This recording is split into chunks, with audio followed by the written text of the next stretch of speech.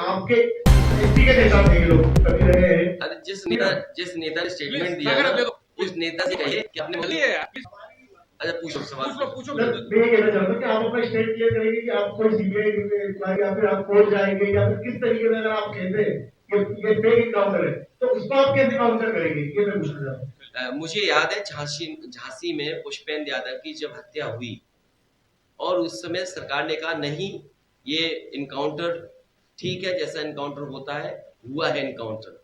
जब वो परिवार कोर्ट में पहुंचा, हाई कोर्ट, तो हाई कोर्ट ने उन अधिकारियों के खिलाफ एफआईआर दर्ज करने का ऑर्डर किया है।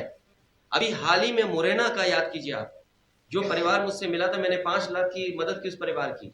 वो बेटा अग्निवीर की भर्ती के लिए आगरा गया, पुलिस ने बस से उतारा और उसकी जान ले ली। उसका परिवार जब हाई कोर्ट गया, हाई कोर्ट ने कहा एफआईआर दर्ज होनी चाहिए। मैंने अधिकारियों से बात की और अधिकारियों ने कहा हाँ कुछ इस तरह की बात है, जांच करेंगे। तो मैं 2 उदाहरण आपको दे रहा हूं। और उत्तर प्रदेश में तो फेक इनकाउंटर में नंबर 1 है, आपके कस्टोडियल डेथ में नंबर 1 है। नेशनल ह्यूमन राइट ने नोटिस दिए हैं। तो हमें कोर्ट पर भरोसा है, कोर्ट स्वयं भी ले सकता है और परिवार के लोगों को कोर्ट जाना चाहिए। अगर फेक इनकाउंटर किसी परिवार को लगता है, क्यों मुरैना का परिवार नहीं गया? क्या मुरैना का परिवार गया, पुष्पेंद्र का परिवार गया, और पुष्पेंद्र के परिवार की तो मान उसकी पत्नी ने कहा कि अगर मुझे न्याय नहीं मिलेगा तो आत्महत्या कर लेंगे। आप सरकार के पास क्या जवाब है? क्या सरकार को भेदभाव करना चाहिए? जिन्होंने बुलडोजर से गाड़ी से चढ़ा करके मार दिया और बुलडोजर से माँ बेटी जल करके मर गए, सब लाइव है, आज रिकॉर्ड है। बाप कह रहा है, बाप धरने पर, बेटा धरने पर, क्या सरकार उनका इनकाउंटर करेगी कि नहीं करेगी? क्यों नहीं कर रही सरकार इनकाउंटर? करे। अगर अपराधियों का इनकाउंटर कर रही है तो और अपराधी क्यों नहीं कर रही इनकाउंटर?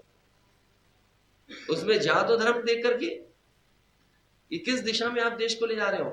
ये समाज को बांट करके राज करना चाहते हैं। चलिए मुकेश जी, एक सवाल, इसलिए हमें संस्थाओं पर भरोसा है। एक सवाल ही हो पाएगा। चलिए मुकेश जी, दिनेश जी, आप तो परिवार के व्यक्ति को कभी पूछना, ऐसा उत्तर प्रदेश को जानिए, चलिए उत्तर प्रदेश को जानिए तब समझ में आएगा। चलिए, नहीं, उनका भी तो परिचय दे देते, कौन चैनल के? ये सागर टाइम्स ऑफ इंडिया। अच्छा, सागर टाइम्स ऑफ इंडिया है। टाइम्स ऑफ इंडिया को हमने यूनिवर्सिटी दी, वो भी पता नहीं क्या हो गया।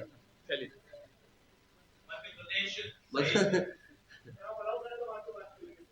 दो क्या, तुम पूछ लो, तुम्हें क्या है? वो द सोशलिस्ट पता है आपको? योगी जी के लिए लिखी गई किताब द सोशलिस्ट। ऐसे बहुत सारे विषय हैं।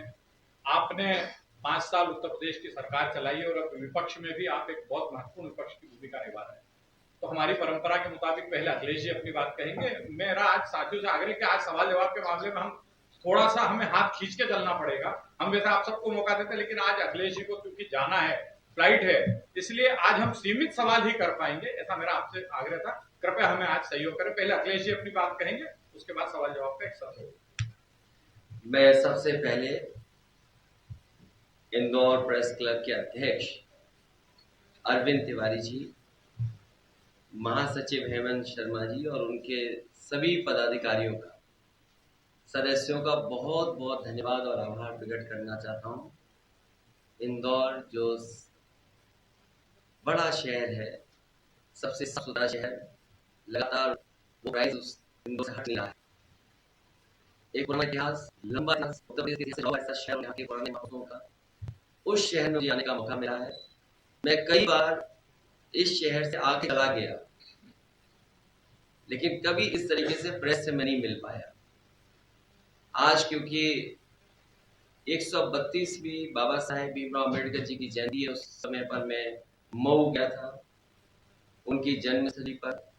बहुत सारे लोग जो संविधान, लोकतंत्र को बचाने के लिए, लोकतंत्र संविधान को मजबूत करने के समय पर भावना लेकर वहां, आज मुझे भी मौका मिला एक नई ऊर्जा लेकर, एक नई दिशा और समाजवादियों की कोशिश रही है, उस कोशिश में और जुड़ करके हम काम करते हैं। मैं समझता हूँ इंदौर और मऊ की यात्रा और समाजवादियों के लिए एक बड़ा संदेश है, क्योंकि जिस प्रदेश से आता हूँ वो देश ही समझो उसको।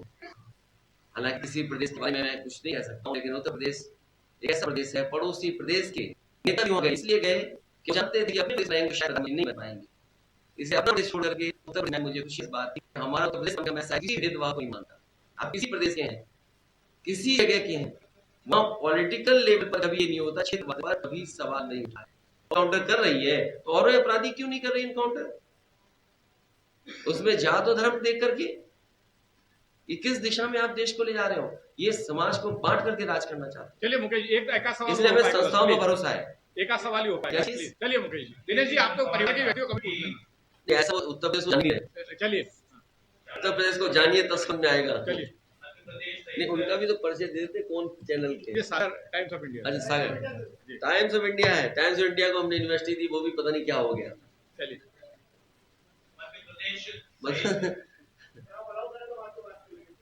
दोनों क्या, तुम पूछ लो, तुम्हें क्या है। चलिए। वो द सोशलिस्ट पता है आपको, योगी जी के लिए लिखी गई किताब द सोशलिस्ट, उन्होंने किताब लिखी, टाइम्स ऑफ इंडिया है वो। चलिए मुकेश जी, मध्य प्रदेश सहित 4 हिंदी भाषी राज्यों में चुनाव है और मध्य प्रदेश में कितनी सीटों पर समाजवादी पार्टी लड़ेगी, मुद्दा क्या होगा, और लोकसभा के चुनाव में मुख्य मुद्दा विपक्ष का क्या होगा?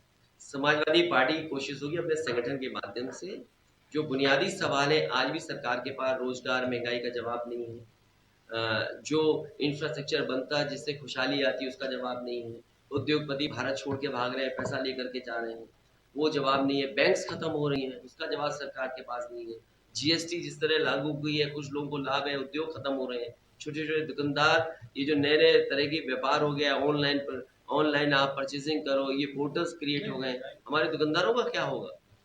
तो ये तमाम सवाल है और संगठन के माध्यम से अंतिम सवाल नाज पटेल का, अंतिम सवाल।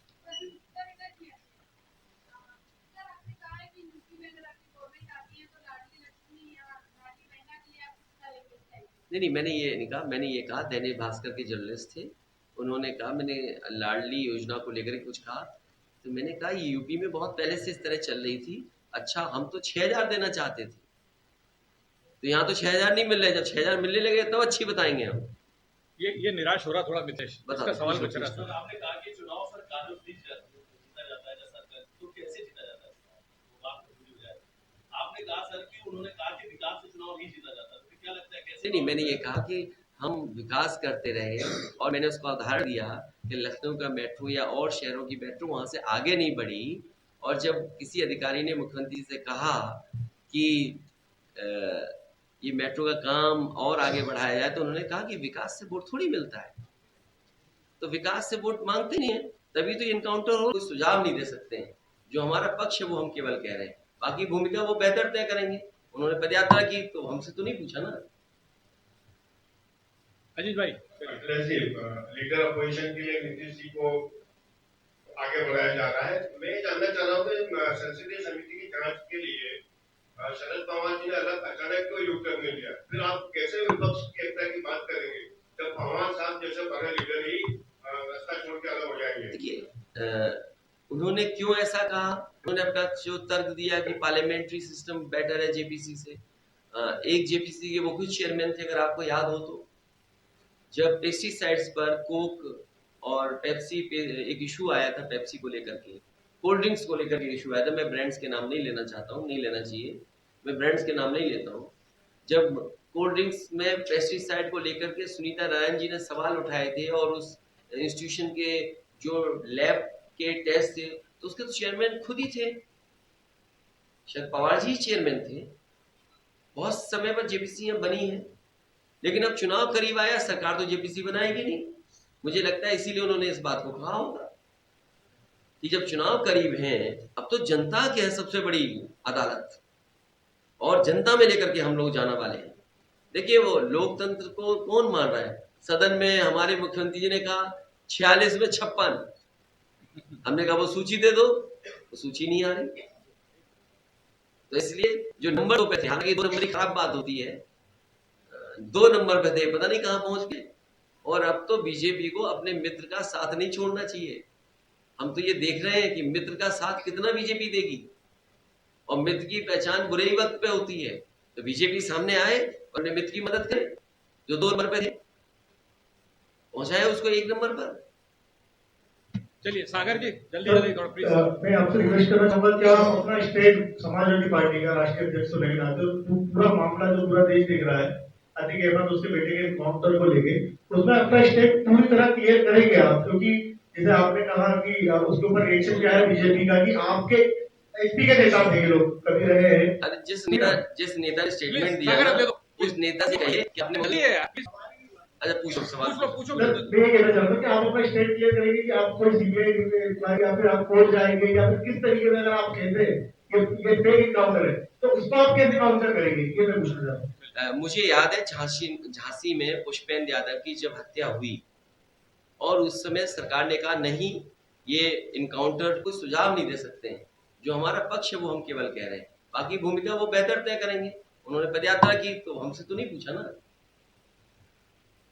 अजीत भाई लीडर अपोजिशन के लिए नीतीश जी को आगे बढ़ाया जा रहा है। मैं ये जानना चाह रहा हूँ कि संसदीय समिति की जांच के लिए शरद पवार जी ने अलग अचानक क्यों युग टर्न लिया, फिर आप कैसे विपक्ष की एकता की बात करेंगे जब पवार साहब जैसे बड़े लीडर ही रास्ता छोड़ के अलग हो जाएंगे। देखिए उन्होंने क्यों ऐसा कहा, उन्होंने अपना जो तर्क दिया कि पार्लियामेंट्री सिस्टम बेटर है जेपीसी से। एक जेपीसी के वो कुछ चेयरमैन थे, अगर आपको याद हो तो, जब पेस्टिसाइड्स पर कोक और पेप्सी पे एक इशू आया था, पेप्सी को लेकर के, कोल्ड ड्रिंक्स को लेकर के इशू आया था। मैं ब्रांड्स के नाम नहीं लेना चाहता हूँ, नहीं लेना चाहिए, मैं ब्रांड्स के नाम नहीं लेता हूँ। जब कोल्ड ड्रिंक्स में पेस्टिसाइड को लेकर के सुनीता नारायण जी ने सवाल उठाए थे और उस इंस्टीट्यूशन के जो लैब के टेस्ट थे तो उसके तो चेयरमैन खुद ही थे, शरद पवार जी चेयरमैन थे। बहुत समय पर जेपीसी बनी है, लेकिन अब चुनाव करीब आया, सरकार तो जेपीसी बनाएगी नहीं। मुझे लगता है इसीलिए उन्होंने इस बात को कहा होगा कि जब चुनाव करीब हैं, अब तो जनता की है सबसे बड़ी अदालत और जनता में लेकर के हम लोग जाना वाले हैं। देखिए वो लोकतंत्र को कौन मान रहा है। सदन में हमारे मुख्यमंत्री जी ने कहा 46 में 56, हमने कहा वो सूची दे दो, वो सूची नहीं आ रही। तो इसलिए जो नंबर पे थे, हालांकि 2 नंबर की खराब बात होती है, 2 नंबर पे थे, पता नहीं कहां पहुंच गए। और अब तो बीजेपी को अपने मित्र का साथ नहीं छोड़ना चाहिए। हम तो ये देख रहे हैं कि मित्र का साथ कितना बीजेपी देगी, और मित्र की पहचान बुरे ही वक्त पे होती है। तो बीजेपी सामने आए और अपने मित्र की मदद करे, जो 2 नंबर पे थे पहुंचाए उसको 1 नंबर पर। चलिए सागर जी जल्दी थोड़ा प्लीज। मैं आपसे रिक्वेस्ट करना चाहूंगा कि आप अपना स्टेट समाजवादी पार्टी का राष्ट्रीय अध्यक्ष तो नहीं आते, पूरा मामला जो पूरा देश देख रहा है, अतिक अहमद उसके बेटे के एनकाउंटर को लेके, उसमें अपना स्टेट पूरी तरह क्लियर करेंगे आप, क्योंकि जैसे आपने कहा कि उसके ऊपर रिएक्शन क्या है बीजेपी का कि आपके एसपी के नेता थे ये लोग कभी रहे हैं। अरे जिस नेता ने स्टेटमेंट दिया ना, उस नेता से कहिए कि आपने अच्छा पूछो सवाल पूछो सर, मैं ये कहना चाहता हूँ कि आप अपना स्टेट क्लियर करेंगे कि आप कोई सीबीआई इंक्वायरी या फिर आप कोर्ट जाएंगे या फिर किस तरीके से, अगर आप कहते हैं कि ये फेक इनकाउंटर है तो उसको आप कैसे काउंटर करेंगे, ये मैं पूछना चाहता हूँ। मुझे याद है झांसी में पुष्पेंद्र यादव की जब हत्या हुई और उस समय सरकार ने कहा नहीं, ये इनकाउंटर वीरपुर में किस पार्टी का था प्रत्याशी, देखो हमारी तैयारी कितनी अच्छी थी, हमारे प्रत्याशी बीजेपी को लेना पड़ा और एक विधायक था, सरकार उसी ने बनाई कांग्रेस की। हमारी तैयारी होगी और जो हमारे सवाल हैं, संविधान को खतरा, अधिकारों को मिलना, जो वंचित लोग हैं उनके सपने नहीं पूरे हो रहे, उन सवालों को, आदिवासियों के सवाल हैं, सरकार इतने लंबे समय रही है, उन समस्याओं का समाधान क्यों नहीं हो पाया, उन तमाम सवालों को लेकर। बेरोजगारी सबसे बड़ा तो बेरोजगारी सवाल है। हमारे मुख्यमंत्री जी कहते हैं कि 100 में 4 बेरोजगार है। आपका प्रदेश और आगे हमसे, क्योंकि नंबर 1 है हर चीज में। तो हो सकता है यहाँ की सरकार कहे कि यहाँ पर तो 100 में 3 बेरोजगार है, क्योंकि आप आगे हैं यूपी से। तो हमारे कह रहे 100 में 4, आपके कह रहे 100 में 3, क्या ये सच है? तो ये बड़े सवाल है जिसका जवाब सरकारों को देना पड़ेगा। चलिए एक बार जोशी जी लाता हूँ। चलिए जोशी जी। बिहार में जहाँ पर तीसरी पार्टी का दबदबा था और वहाँ पर भारतीय जनता पार्टी का दबदबा हो रहा है, तो समाजवादी मिलकर की क्यों नहीं अपनी वापिस आ रहे हैं? इसीलिए हम लोग कोशिश कर रहे हैं कि समाजवादी विचारधारा मजबूत हो और समाजवादी विचारधारा चले आगे। एक सवाल पीछे से लेते संजय गुप्ता जी, 1 मिनट खान साहब, एक पीछे से लेते।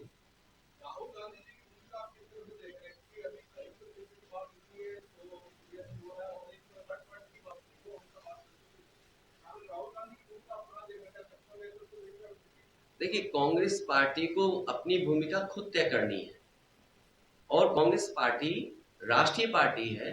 ये उन्हें अपॉर्चुनिटी मिली है कि जो क्षेत्रीय दल जहां मजबूत हैं उनके साथ खड़ी हो बीजेपी से मुकाबला के लिए।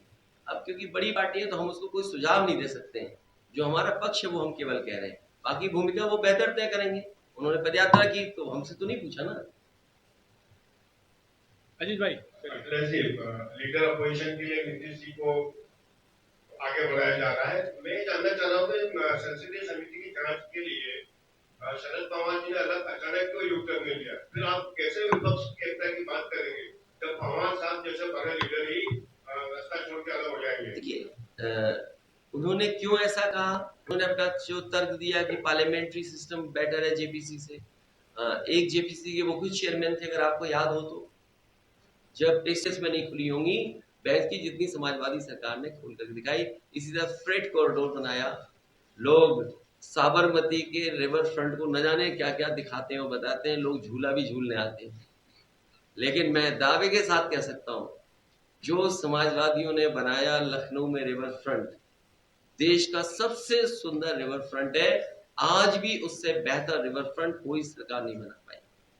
तो ये 3-4 काम मैं एग्जाम्पल इसलिए बता रहा हूं कि कम से कम ये पता लगे कि समाजवादियों ने क्या किया। हालांकि आप सब जानते हो, आपके सब मित्र हैं वहां पर, सब लोग जानते होंगे, आपस में इंटरनेट है, हम लोग वेल कनेक्टेड हैं। यही नहीं बल्कि अभी मैंने इंदौर में जब पिलर देखे, मुझे लगा ये जिस होटल में मैं रुका था, मुझे लगा यहाँ मेट्रो आने वाली है। समाजवादियों ने लखनऊ में और उत्तर प्रदेश में 5 मेट्रो, अभी देश के प्रधानमंत्री अपनी पार्लियामेंट में नहीं शुरू कर पाए मेट्रो, और जो मुख्यमंत्री जी अपने को दावा करते हैं इनकाउंटर मुख्यमंत्री हैं, वो अपने शहर में नहीं शुरू कर पाए। तो सोचिए, और लखनऊ में जहां तक बनाई थी समाजवादियों ने उससे आगे नहीं बनाई। क्योंकि मैंने एक अधिकारी से जब बात की कि लखनऊ में मेट्रो जितनी हमने बनाई थी उससे आगे नहीं गई, कानपुर में जितनी समाजवादियों ने सैंक्शन की थी उससे आगे नहीं गई, आगरा में जितनी समाजवादियों ने बनाई उससे आगे नहीं गई, जिसका डीपीआर बना दिया था उसको आगे नहीं किया, नोएडा में आगे नहीं बढ़ाई ग्रेटर नोएडा से। तो बताया कि मुख्यमंत्री जी कहते हैं काम से थोड़ी वोट मिलता है, विकास से वोट थोड़ी मिलता है। तो अब हम लीडर्स को ये सोचना पड़ेगा कि अगर काम से वोट नहीं मिलता है तो हमें ढूंढना पड़ेगा वोट किससे मिलता है, क्योंकि वोट अगर नहीं मिलेगा तो आप सत्ता में नहीं होंगे, आप सत्ता से बाहर होंगे। इसलिए वो लोग वोट की राजनीति कर रहे हैं, हम समाजवादी लोग विकास की राजनीति कर रहे हैं। हम लोग विकास राजनीति करते करते सरकार से बाहर हो गए, वो बहका के सत्ता में आ गए। इसलिए रास्ता हमें भी ढूंढना है, आप लोगों की गाइडेंस होगी तो हम लोग ढूंढ लेंगे। मैं बहुत बहुत धन्यवाद देता हूँ। राजेश जी एक मिनट थोड़ा सा पीछे प्लीज। गिरीश जी, आपने विकास की बात की तो ठीक है, अभी एक चल रहा है मुद्दा अतीक अहमद वाला, इसका इनकाउंटर हुआ है, उसको आपने बताया है। तो अभी भी समाज जो है इस प्रकार के माफियाओं के साथ तो बड़ी नजर आती है, और अभी जो विपक्ष के अलायंस की कवायद चल रही है देश भर में, कई विपक्षी सारी पार्टियां जो 2024 की नामजद हुई है, तो आपको उम्मीद है कि ये इस प्रकार का फ्रंट बन पाएगा जो भाजपा कर सकेगा? देखिए, ये बात कहना कि सपा किसके साथ है, ये बात गलत है। सवाल ये है कि हम लीडर अपोजिशन के साथ साथ सबसे बड़ी पार्टी है वहां पर, हम सवाल खड़े कर रहे हैं, और सवाल यूं ही नहीं खड़े कर रहे हैं, सवाल इसलिए खड़े कर रहे हैं क्योंकि हम 2-3 घटनाएं पीछे मुड़ करके देखें। आपसे बेहतर कौन जानेगा? महाकाल का जो दर्शन कर ले उसकी जान कैसे जाएगी, बताओ हमें। हम तो भारत के रहने वाले लोग हैं, हम हिंदू परंपराओं को मानने वाले लोग हैं। सोचो, किसी एक ने महाकाल का दर्शन किया, कुछ लोग ये कहते हैं कि महाकाल का दर्शन नहीं कर पाया, लेकिन उसकी चौखट पे तो आया वो, और सोचो उसकी गाड़ी पलट गई। आज गूगल है, गूगल अर्थ है, अमेरिका से मदद मांग लो, आपको पता लग जाएगा गाड़ी कैसे पलटी। क्या सरकार पर उंगली उठी थी कि नहीं उठी? और आप भी आंख बंद करके सोचो कि वो फैसला क्या था, कैसे हुआ। और केवल एक घटना नहीं, एक ब्राह्मण परिवार झोपड़ी में रहता था, जमीन उसकी थी, कई वर्षों से रहता था, प्रशासन के लोग आए, बुलडोजर चलाया, आग लग गई, झोपड़ी में जलने लगी, मां बेटी जिंदा जल गई। बाप बेचारा देखता रहा, हम कैसे बचाएं, बेटा देखता रहा, हम कैसे बचाएं।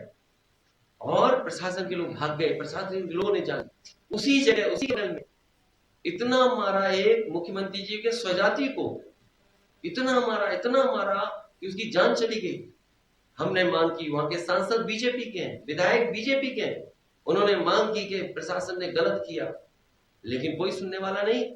हमने कहा कि इस परिवार की 1 करोड़ से मदद हो, उन्होंने 1 करोड़ से मदद नहीं की, कुछ मदद की, लेकिन चुपचाप काले धन से मदद की, सुनने में आ रहा है।